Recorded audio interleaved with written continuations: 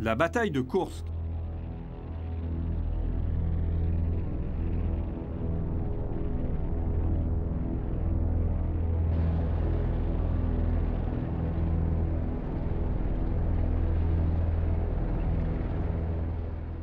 Peu nombreux sont ceux, en dehors des étudiants en histoire militaire, qui connaissent l'authentique histoire de la bataille de Koursk. Et pourtant, les proportions épiques de cet affrontement entre l'Allemagne nazie et l'Union soviétique font d'elle la plus grande bataille de la Seconde Guerre mondiale, si ce n'est de toutes les guerres de l'histoire. Plus de 6000 chars et 2 millions de soldats se sont affrontés à Koursk, à 400 km au sud de Moscou, où l'armée rouge stoppa la guerre éclair menée par l'Allemagne. Les préparatifs de l'attaque sur Koursk avaient pris 3 mois. L'engagement dura seulement 2 semaines.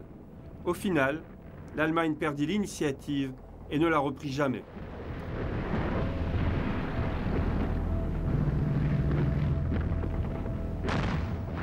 L'opération Citadelle, nom de code de la bataille de Koursk, fut la bataille la plus massive de l'histoire et probablement la plus décisive de toute la Seconde Guerre mondiale. De vastes armées furent déployées par les deux camps. Jamais auparavant on n'avait engagé autant d'hommes et de blindés. S'y déroula aussi la journée de combats aériens la plus coûteuse en vie humaine de toute l'histoire. Ce combat de titans aboutit à un choc colossal entre les deux plus gros rassemblements de blindés et d'avions jamais levés aussi bien par l'Allemagne que l'URSS. Ce fut la dernière grande offensive allemande sur le front de l'Est et le dernier coup de dé d'Hitler avant que la partie ne soit définitivement perdue pour lui. Son but était de reprendre l'initiative stratégique aux Russes après la reddition de la 6e armée à Stalingrad et d'infléchir le cours de l'histoire en faveur de l'Allemagne. De plus, la victoire britannique à El Alamein en Afrique du Nord et les débarquements anglo-américains en Afrique française du Nord coïncidaient avec le désastre de Stalingrad.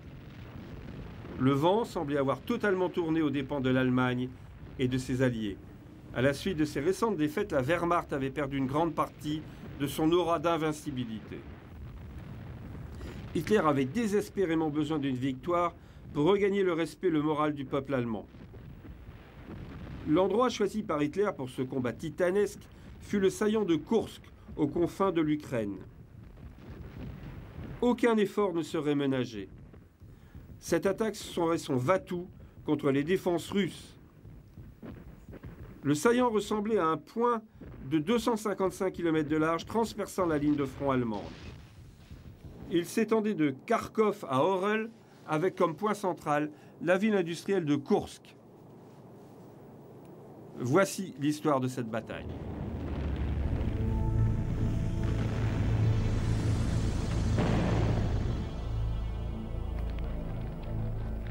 Après la défaite de Stalingrad, dont la nouvelle parvint en 4 heures à Hitler, le maréchal Friedrich von Paulus se rendit avec sa 6e armée aux Soviétiques.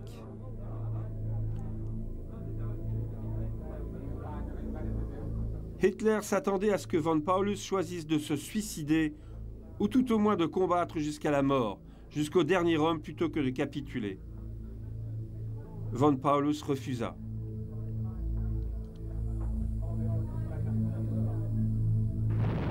Durant les premiers mois de 1943, malgré les nombreux revers et catastrophes, l'armée allemande n'avait rien perdu de sa détermination.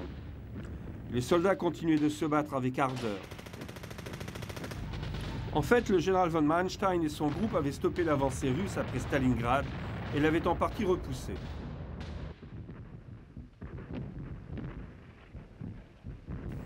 À la fin du mois de mars, la situation s'était stabilisée. Kharkov et Salino étaient tombés aux mains des Allemands. Contrairement à nombre de ses généraux, Hitler pensait que ces actions limitées permettraient de regagner les faveurs de l'opinion publique. En avril 1943, avec l'arrivée du printemps, les combats commençaient à décroître et la Wehrmacht se trouva face à un dilemme. Abandonner l'initiative aux Russes ou continuer l'offensive malgré des forces épuisées par les attaques russes de l'hiver passé.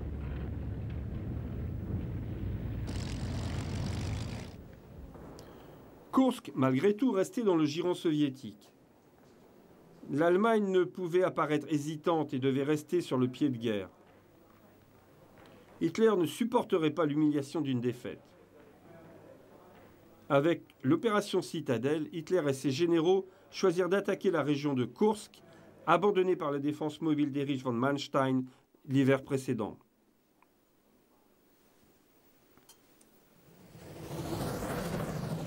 Durant les mois d'avril, mai et juin, d'innombrables troupes et autres ravitaillements arrivèrent en nombre dans le saillant de Koursk.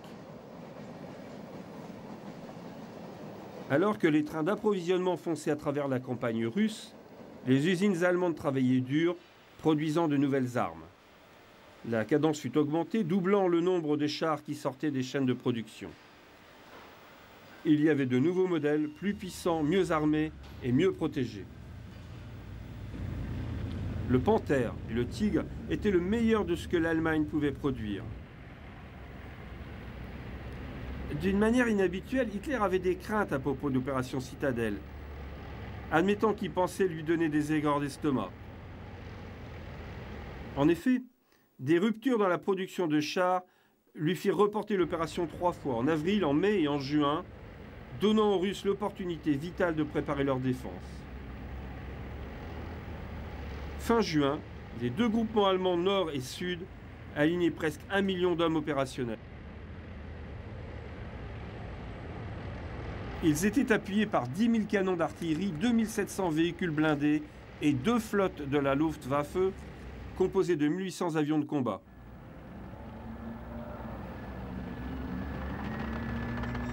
Les Allemands voulaient détruire cette saillie en un blitzkrieg dévastateur.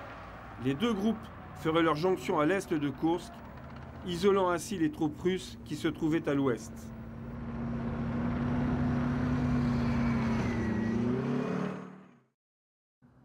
Martin Lange était le pilote de l'un des derniers chars arrivés. J'étais dans la 15e unité de chars et en 1942, j'ai eu la chance d'être entraîné de janvier à mars à l'école de conduite d'Avangtov.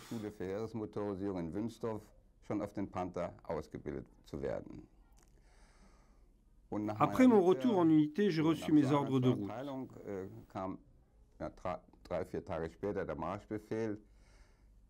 À notre arrivée, ils étaient déjà à Graindore et nous devions les suivre. Les premiers Panthères furent réceptionnés. Nous savions que ces engins avaient encore des défauts et ils furent modifiés 2 mois plus tard. Les moteurs furent changés, un système améliorant la sortie des gaz d'échappement fut installé.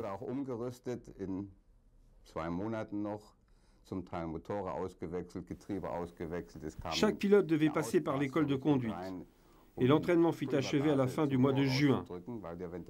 Ensuite, il y eut le transport jusqu'en Russie. Ma compagnie partait le 4 juillet au soir. Dans l'après-midi suivant, nous débarquions près du front. Et à la nuit tombée, nous nous sommes rassemblés dans un bois.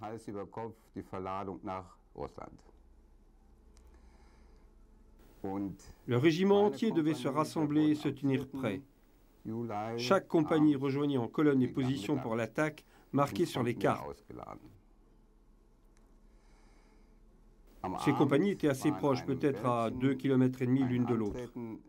Il faut savoir que l'on est extrêmement nerveux avant une attaque. On fume, on va constamment aux toilettes, enfin pas vraiment, mais on a l'impression que si. Lorsque le combat commence, et c'est pareil lorsqu'il s'achève, tout s'écroule. On doit faire son devoir, on doit faire ceci, et on doit faire cela.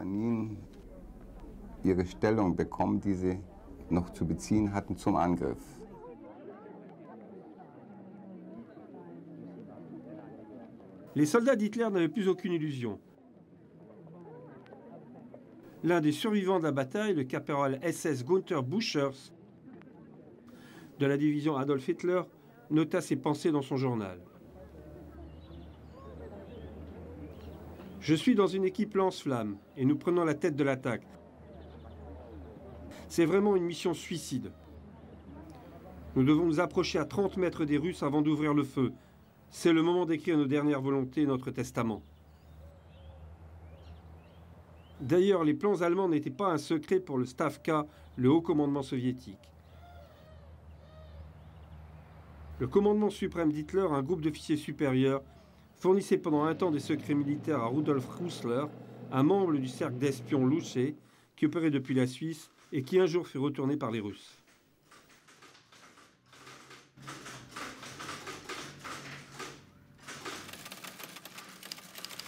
Les Russes avaient observé les mouvements des troupes allemandes et comptaient plus de 900 000 hommes, 2700 chars, 10 000 canons, 2000 avions plus d'autres qui suivaient encore.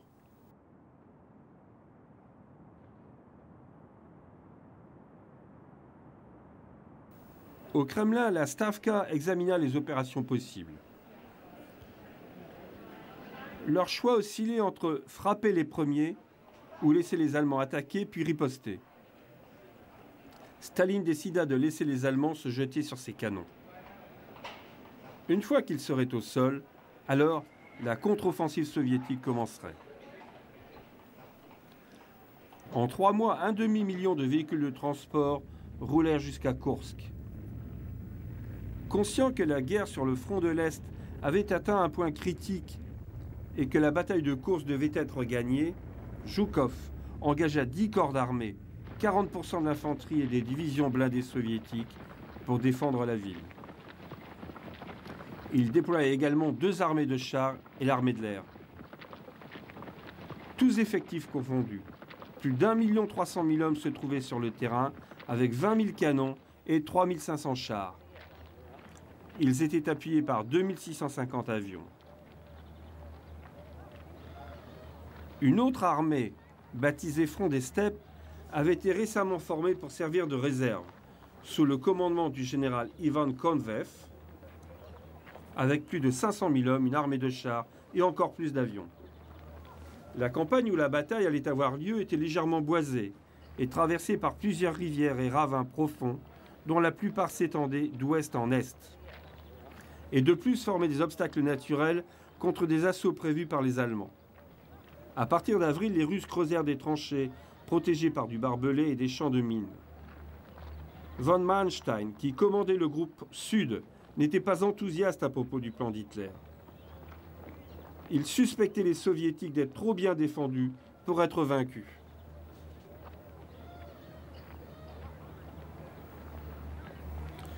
Himmler arriva pour inspecter les 3 divisions de SS, fierté du Reich, la Leibstandarte, la Das Reich et la Totenkopf.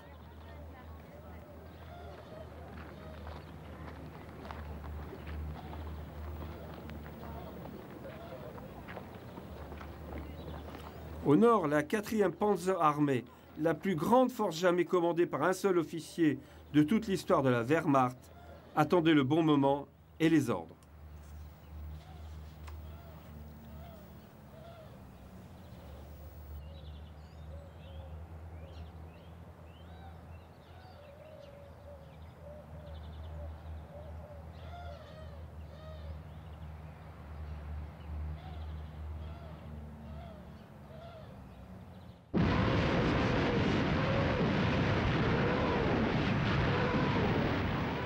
Dans les premières heures du 5 juillet, Stavka passa le message au commandant d'unité sur le terrain et Zhukov déclencha son tir de barrage, si longuement préparé. Il était 2h20 ce matin du 5 juillet 1943 et la masse des armées allemandes fut prise par surprise. Car ce n'était pas l'artillerie allemande qui tenait en premier dans l'appui de cette nuit d'été. L'armée rouge, prévenue de l'imminence de l'attaque allemande, avait fait tirer ses canons en premier. Des lumières zébraient le ciel de part et d'autre. Les flammes des coups de départ brillaient derrière les lignes soviétiques, créant une lumière blanche dansant à distance. Les canons les plus proches produisaient un éclat jaune, tandis que, très proches, les Katyusha tiraient leurs roquettes dans de grandes flammes rouges. Des dizaines de milliers de roquettes, volant dans un fracas déchirant, s'écrasèrent heure après heure sur les soldats allemands. Le tir de barrage atteignit son paroxysme à l'aube.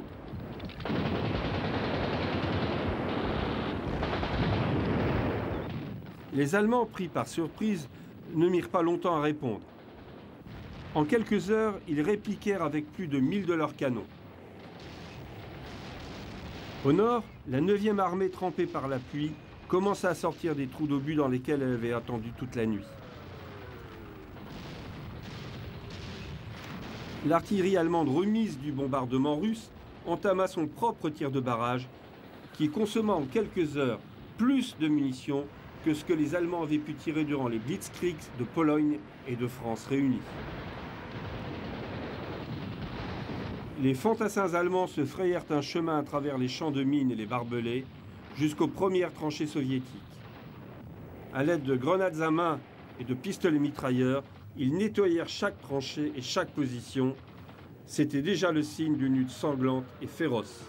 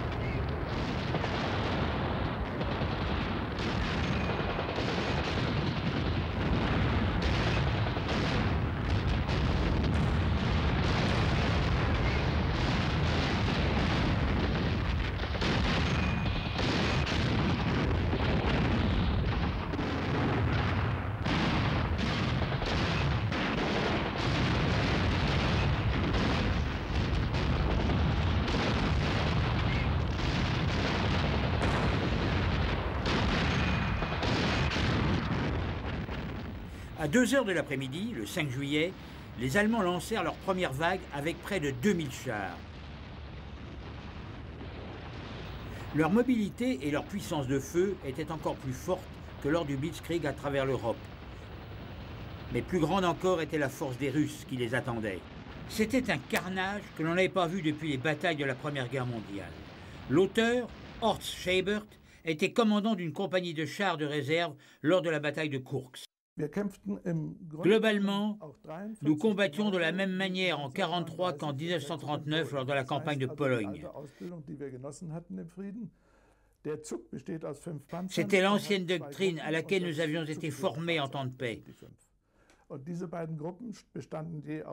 Le peloton était composé de 5 chars répartis en 2 groupes, plus le char du chef de peloton. Ces 2 groupes étaient composés de 2 chars qui combattaient de concert, en appui mutuel, et renseignaient les autres. Le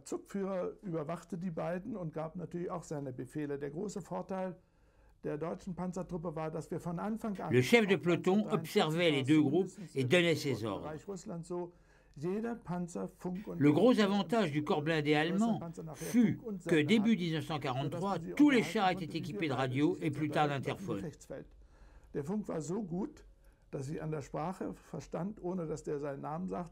Sur le champ de bataille, nous pouvions nous parler exactement comme on le fait à l'instant. La liaison radio était si bonne que l'on pouvait reconnaître instantanément notre interlocuteur à la voix. Un chef de char témoignera plus tard. Nous avions été avertis qu'il fallait s'attendre à de la résistance, mais je n'avais jamais vu jusqu'à ce jour une force blindée russe aussi écrasante. Quelques tirs réussirent à percer les défenses russes par petits groupes, mais les nouveaux chars Panthère eurent moins de succès. Partout, ils étaient assaillis par l'infanterie ennemie. Le chef d'état-major de l'armée rouge, le général Georgi Zhukov, était connu au sein des armées pour être dur, impitoyable au combat. Mais il apparut plus tard que lui, le guerrier endurci, éprouva de la pitié pour ceux qui se trouvaient sous le feu de ses tirs de barrage. Il écrivit plus tard: « Nous avions tous entendu et senti le tonnerre de feu, et nous nous imaginions à la place de l'ennemi creusant la terre pour échapper à cette fureur de bombes et d'obus qui s'abattaient du ciel.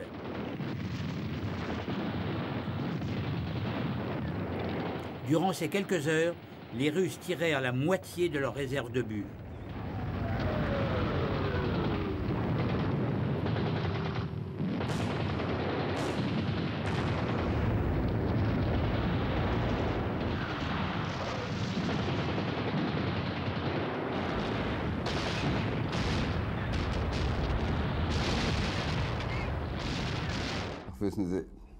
Tout le monde a peur avant une attaque, et lorsque l'attaque est lancée, vous n'y pensez plus.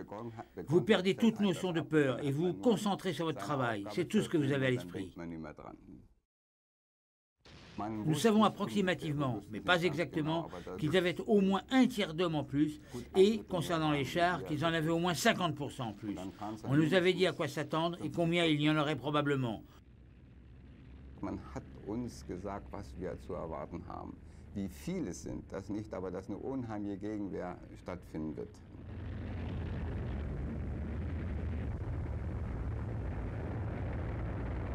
La violence de l'assaut de Model surprit les Russes. La bravoure permit à l'infanterie soviétique de tenir en premier lieu. Puis, 2 divisions de l'armée rouge cédèrent sous les attaques des panzers allemands. Craignant une percée, Rokossovski ordonna des tirs de barrage massifs. Cela permit à son infanterie renforcée de brigades de canons anti-chars de bloquer l'avance allemande. Lors de ce premier jour, les hommes de Model, malgré tout leur courage et leur détermination, avancèrent à peine de 6,5 km. Pendant ce temps, au sud, les soldats de Hoth affrontaient des conditions similaires. Les défenses étaient aussi dures et féroces. L'infanterie se trouva face à d'innombrables rangées de tranchées et de champs de mines. La plus longue avancée réalisée par les hommes de Hoth, le premier jour, fut de 12 km. Du reste, 65 des 225 km qui séparaient encore les 2 extrémités nord et sud de la pince allemande avaient été parcourus dans les mêmes conditions, affrontant des hommes de la même trempe que ceux qui s'étaient battus si furieusement au début de la bataille.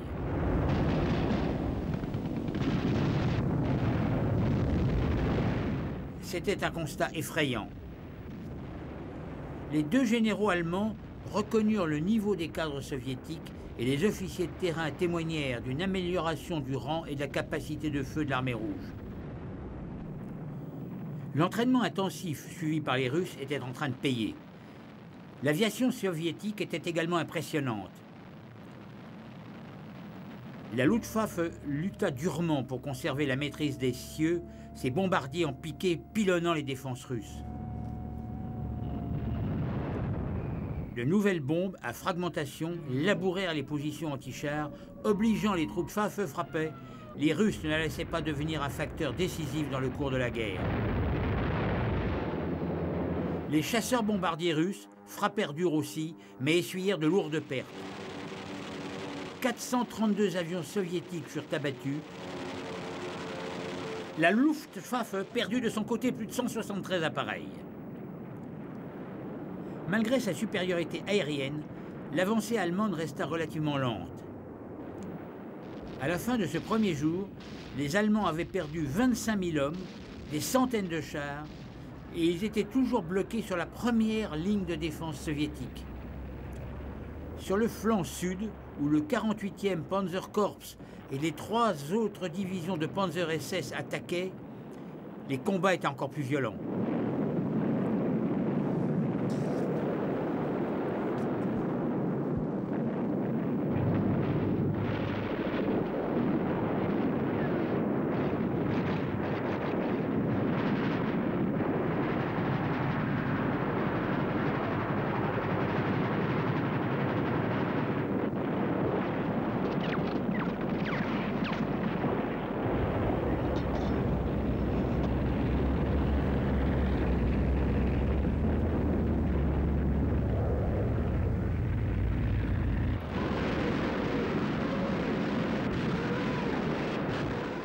Les unités de tête réussirent à se fixer aux défenses russes, la première lueur d'espoir d'une victoire possible.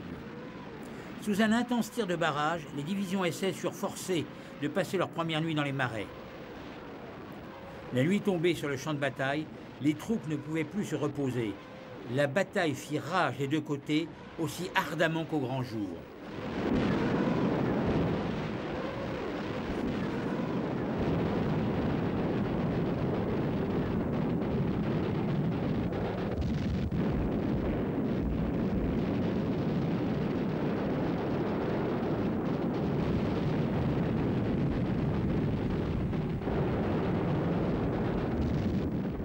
Le soleil réapparut à 4 heures du matin, le 6 juillet, le deuxième jour de l'engagement, et avec lui les chasseurs russes. Ils lancèrent tous les bombardiers et chasseurs-bombardiers à l'assaut des chars allemands. Durant toute cette deuxième journée, les forces allemandes attaquèrent les défenses soviétiques, lançant vague après vague leurs chars et leur infanterie.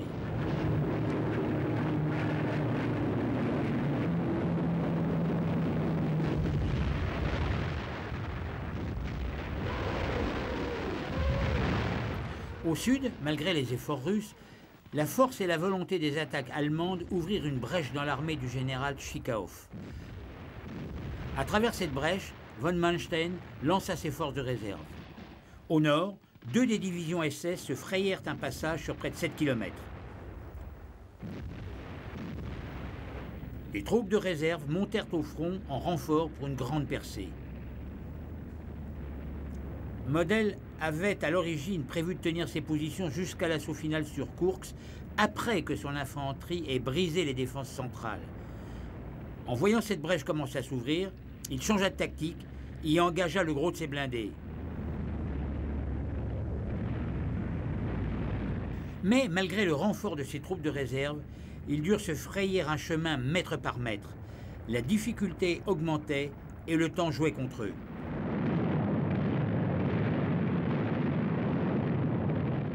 Au 9 juillet, la bataille durait maintenant depuis 5 jours et 5 nuits. L'avance allemande progressait petit à petit. Au sud, ils avaient pris la ville de Verponkeia. Un pont détruit sur la rivière Pena fut pris. La 4e Panzer Armée se trouvait maintenant à 16 km d'Oboyan. De là, ils pourraient rejoindre la route principale qui menait à Koursk. Il semblait que les défenses russes commençaient à faiblir et que la situation pourrait s'améliorer pour les Allemands. Mais au nord, c'était une autre histoire. Le détachement Kempft était freiné par les Russes grâce à leur défense en profondeur, avec pour conséquence de ne pouvoir offrir une protection pour le flanc droit de Hoth. Incapable de progresser vers le nord, il obliqua vers l'est, vers le village de Prokhorovka. Avec l'appui des Stuka, ces divisions SS Das Reich, Lamstand Arte et Totenkopf prirent leurs premiers objectifs.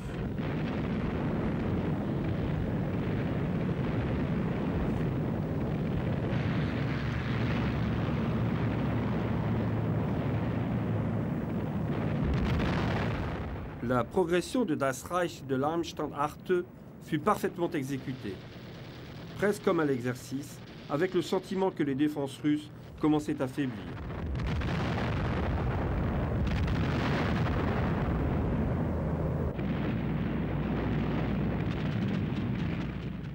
La route vers Deploy avait été dégagée par la 20e Panzer Division, mais les pertes furent élevées dans les deux camps.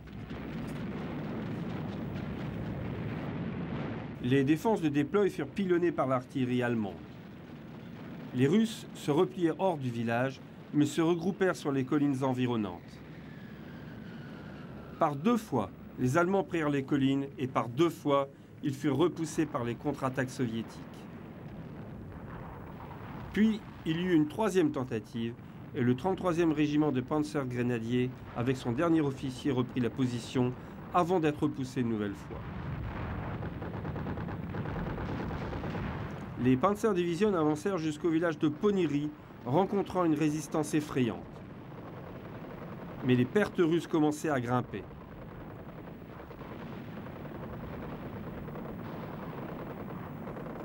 La nuit du 11 juillet, les forces allemandes avaient réussi une percée dans le front russe.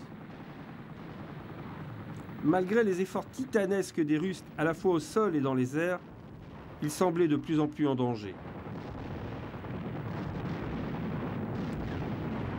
L'opération Citadelle avait atteint un point décisif et la percée massive de la Wehrmacht pouvait arriver à tout moment. Cette nuit-là pourtant, tout allait basculer. Zhukov lança ses troupes de réserve.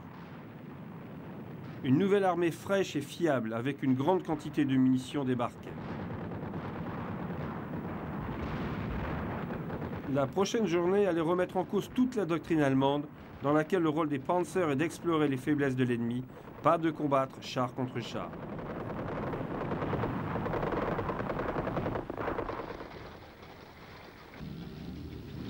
Les Allemands au nord engagèrent jusqu'au dernier char disponible et lancèrent leur avancée finale. Les Russes avaient épuisé leurs dernières réserves sans tenir compte de la situation qui prévalait ailleurs. Le principal char de combat russe, le T-34, fit face aux chars lourds de la Wehrmacht, les Panthers et les Tigres. Mais bien que les chars allemands furent capables de surpasser les chars russes, ils étaient plus lents et leurs réservoirs de carburant, même à moitié vides, prenaient feu facilement. Les T-34 étaient plus rapides, plus mobiles et plus nombreux. De chaque côté, les hommes étaient prêts, motivés, pour infliger le plus de dégâts possible à l'ennemi.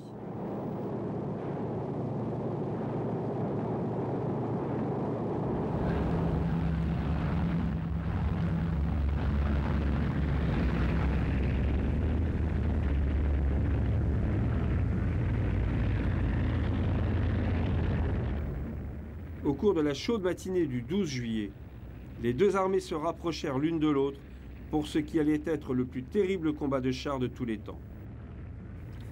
Horst Schieber décrit comment étaient les chars russes comparés aux chars allemands. On pourrait comparer les chars en se basant sur leur blindage, leur armement, leur poids, avec comme résultante le rapport poids-puissance. Cela indique combien vous avez de chevaux par tonne. Das ist also, wie viel Pferdestärke habe ich für eine Tonne übrig. Und da ist es so, wenn also, On doit obtenir au moins 15 chevaux par tonne, car tout ce qui est en dessous donnerait un char incapable de se déplacer correctement sur le champ de bataille. Tout ce qui se trouve au-dessus est un char réellement agile. Les chars modernes développent en général 27 chevaux par tonne, alors que le Tigre en développe seulement 10. Le Tigre était vraiment un boulet sur le champ de bataille qui en plus rencontrait beaucoup de problèmes de transmission.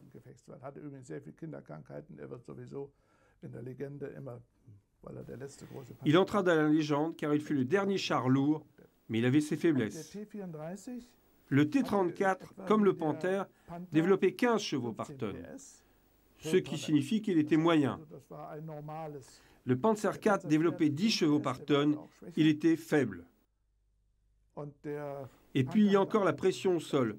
Combien de kilos par centimètre carré? Quel poids de la chenille repose au sol?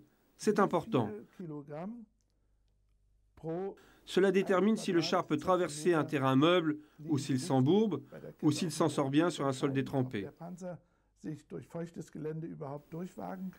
Au début, les Russes avaient de très larges chenilles qui pouvaient tracter des poids plus lourds, ce qui donnait un rapport largeur de la chenille-poids très élevé. Les Allemands avaient des chenilles trop étroites, complètement inutiles en terrain marécageux.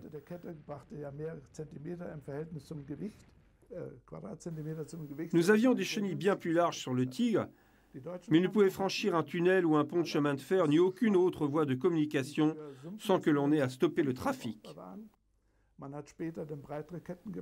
Lorsqu'ils devaient être acheminés par rail, on devait monter des chenilles de transport, comme nous les appelions, qui étaient plus étroites pour éviter que le char ne dépasse sur les côtés et accroche quelque chose en route. Le Tigre était si lourd que le rapport poids-puissance n'était pas favorable, de même que la pression au sol, ce qui est important. Et puis bien sûr l'autonomie. L'autonomie était bien plus importante sur les chars russes que sur les engins allemands.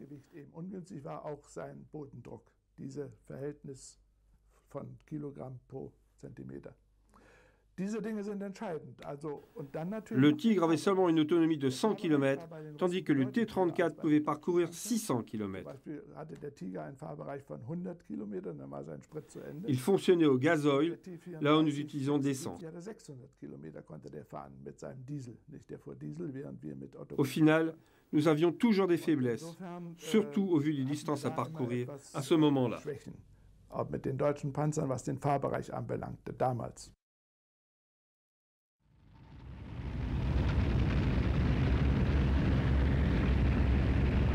Près de Prokhorovka, tout était en place pour le plus grand combat de chars jamais vu. Mais dans le même temps, les Russes avaient une autre carte à jouer, une attaque aérienne massive sur les forces allemandes au sol. À la tombée de la nuit, la 213e division de bombardiers d'attaque de nuit de la 17e armée de l'air, de concert avec des renforts de la 313e division de bombardiers d'attaque de nuit de la 15e armée de l'air, attaquèrent le secteur nord. Le ciel résonnait d'un grondement continu, alors que les vagues de bombardiers soviétiques et leurs escortes de chasseurs se maintenaient en formation serrée et survolaient le champ de bataille, larguant leurs bombes sur les positions où les blindés et l'artillerie allemande étaient massés. Les raids se poursuivirent toute la nuit. Ils ne firent pas moins de 362 sorties contre les Allemands, larguant 210 tonnes de bombes.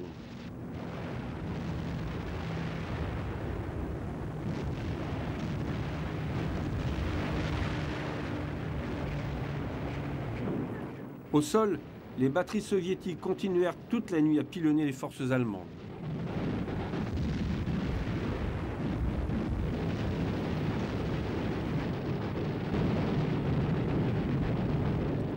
À l'aube, une autre attaque aérienne fut lancée. Le ciel était rempli de Shtuka et d'avions soviétiques s'affrontant en combat rapproché et engageant plus de 150 appareils.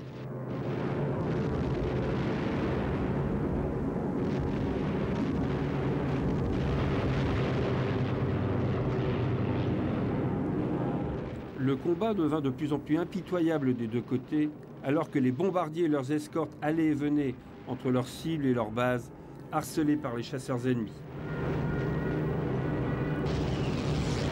Un pilote de la Luftwaffe, bien que contraint à l'atterrissage forcé à 5 reprises, réussit à décrocher plus de 12 victoires.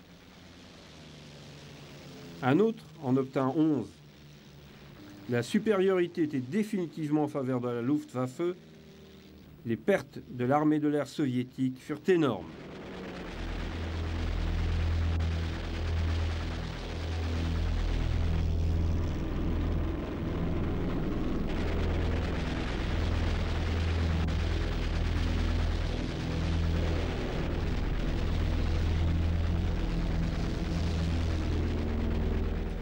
Mais à peine avait-il perdu 100 appareils que 100 autres avions neufs prenaient l'air pour se jeter dans la bataille contre les pilotes allemands. Plus de 72 engagements furent dénombrés, totalisant 2174 sorties. Certains pilotes effectuèrent plus de 6 sorties en une matinée. Au sud, 200 autres appareils furent envoyés pour contenir les Panzers de Hauser. Jusqu'à ce moment, depuis le début de la campagne de Koursk, la Luftwaffe avait effectué 37 421 sorties, détruisant 1735 avions. 20 000 tonnes de bombes avaient été larguées et plus de 1100 chars et 1300 véhicules ennemis avaient été détruits par la Luftwaffe.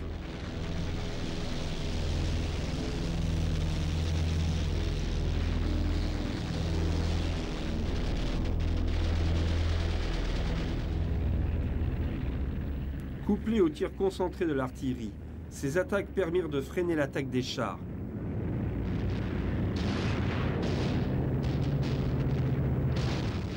Malgré tout, le 12 juillet en fin de matinée, la bataille s'engagea au sol.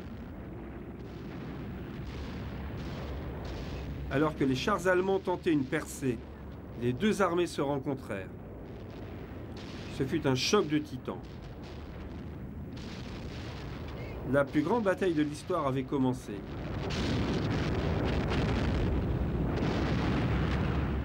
L'avenir de la guerre d'Hitler sur le front de l'Est reposait maintenant sur le succès ou non de ce gigantesque affrontement blindé.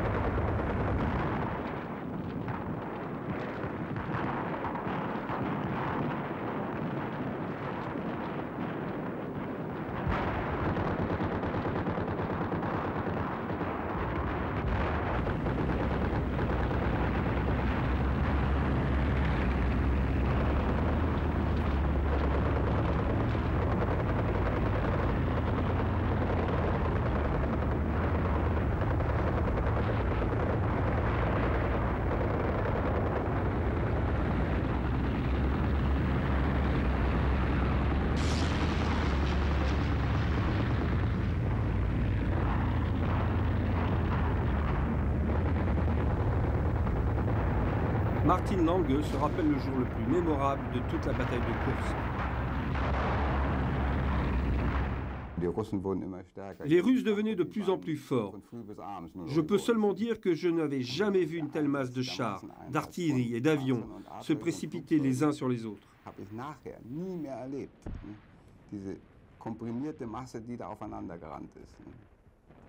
Je n'oublierai jamais, aussi longtemps que je vivrai, la bataille de Kursk. D'autres épisodes de la guerre furent durs, mais rien de tel n'est jamais pu arriver. Quand je me remémore cette bataille,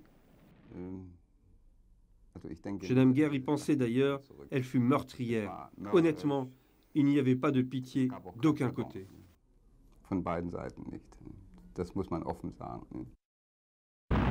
À partir du moment où les éléments de tête du corps blindé soviétique entrèrent en contact avec le Panzerkorps, les commandants d'unités des deux côtés perdirent tout contrôle sur leur formation et la bataille devint un chacun pour soi confus dans lequel chaque véhicule et son équipage combattaient individuellement au milieu d'une masse de blindés tels des chevaliers sur un champ de bataille au Moyen-Âge.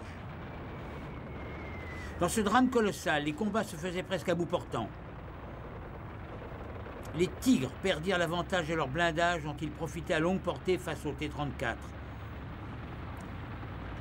Le champ de bataille n'était plus que poussière et fumée, traversée par les flammes des munitions qui explosaient à bord des chars touchés, dont les tourelles volaient dans les airs, séparées des compartiments de combat déchiquetés. Les chars s'éperonnaient, s'emboutissaient, encastraient les uns les autres dans une lutte effrayante. La deuxième garde et le deuxième corps blindé soviétique percèrent dans la forêt à l'ouest de Belouchino et des fermes du village de Kalinin. Au centre des lignes russes, les 18e et 29e corps blindés se battaient avec la Leibstandarte en tête de l'attaque allemande. L'impact des blindés russes, des engins neufs et en ordre de marche, taillant dans les divisions épuisées de Hauser, brisa l'élan de l'avancée allemande. Sur le flanc nord, la division Totenkopf livra une série de combats rapprochés impliquant les chars et l'infanterie, dont les 31e et 33e fusiliers de la garde. Les Russes n'eurent aucune pitié pour les hommes de la division SS qui tombaient entre leurs mains. Leur insigne à tête de mort était un arrêt de mort potentiel pour chacun d'entre eux. Au-dessus, l'armée de l'air russe continuait à bombarder les positions d'artillerie. Les canons des deux camps créaient des barrages de flammes et de fumée à travers les airs. Aucun des deux camps n'avait l'intention de faire de prisonniers. C'était un duel à mort. Sur leur flanc droit, le deuxième corps blindé de la garde de Rostnigrov se jeta sur Das Reich. En milieu d'après-midi, les Russes subirent un assaut sur leur flanc droit. le 18e corps de chars supportait une forte pression. Le 5e corps de la garde, qui n'avait plus de chars et dont l'artillerie faiblissait, menaçait de céder alors que les chars allemands perçaient avec 2 divisions d'infanterie. Rod-Mistrov engagea à ce moment ce qui restait de son armée, ses dernières réserves, pour sécuriser la brèche et repousser les Allemands sur une position défensive. En fait, à la fin de l'après-midi, après une série d'attaques et de contre-attaques, les 2 camps étaient bloqués en position défensive.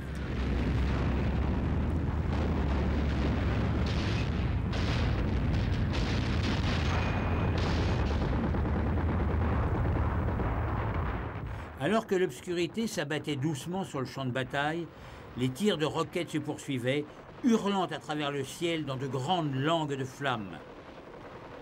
La plupart des soldats allemands étaient désespérés. Leur expérience, durement acquise, se montrait inutile dans ce chaos de combats rapprochés.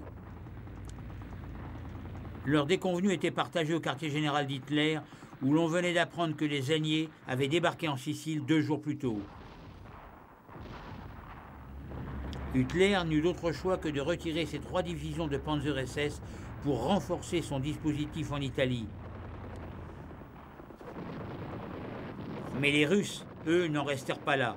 Ils lancèrent l'opération Kutuzov, la contre-offensive soviétique. Les Allemands battaient en retraite, harcelés sans cesse par les Russes, lancés à leur poursuite. L'armée rouge effectua une percée à Orel, confiante en sa victoire. Mais cette victoire eut un prix.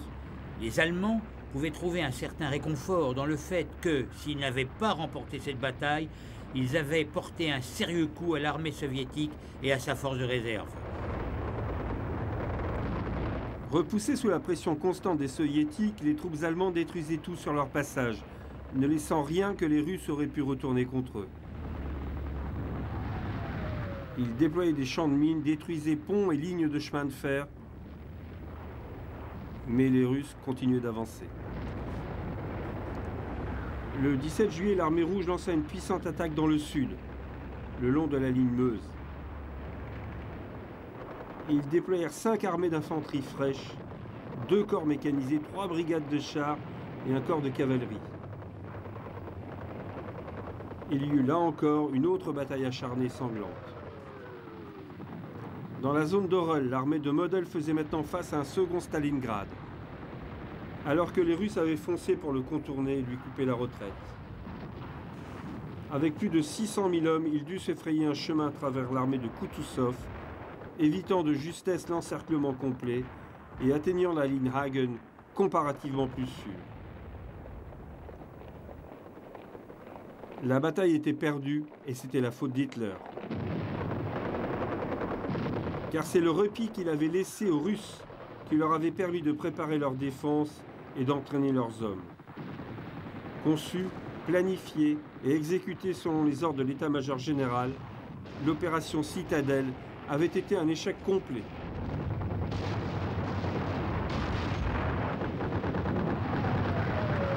Un gâchis de matériel, une bataille de machines avait eu lieu à Koursk en pleine connaissance de cause. Les attaquants étaient moins nombreux que les défenseurs et les réserves étaient insuffisantes pour exploiter toute opportunité et avoir une chance de remporter la victoire. L'opération semblait avoir été planifiée sur la spéculation d'Hitler que les Russes céderaient au premier coup de boutoir. Peu de réflexions avaient été menées sur l'hypothèse inverse, bien que Model ait averti Hitler des conséquences.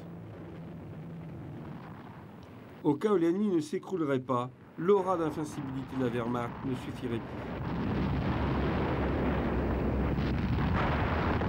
À tous les niveaux, le renseignement allemand était très faible, particulièrement en ce qui concernait l'armée rouge, ses fortifications et ses défenses, et la magistrale utilisation de la réserve stratégique soviétique avait scellé l'échec de l'opération Citadelle.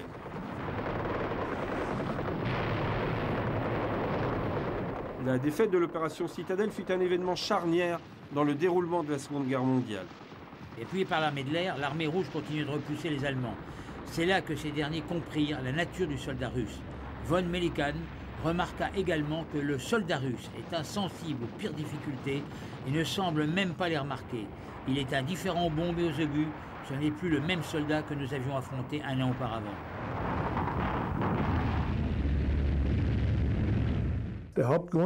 L'opération aurait pu ne pas être, comme l'affirmèrent plus tard des écrivains russes, le chant du cygne de l'arme blindée allemande. Pas plus que la victoire russe à Kursk n'était certaine de briser l'offensive de la machine de guerre allemande.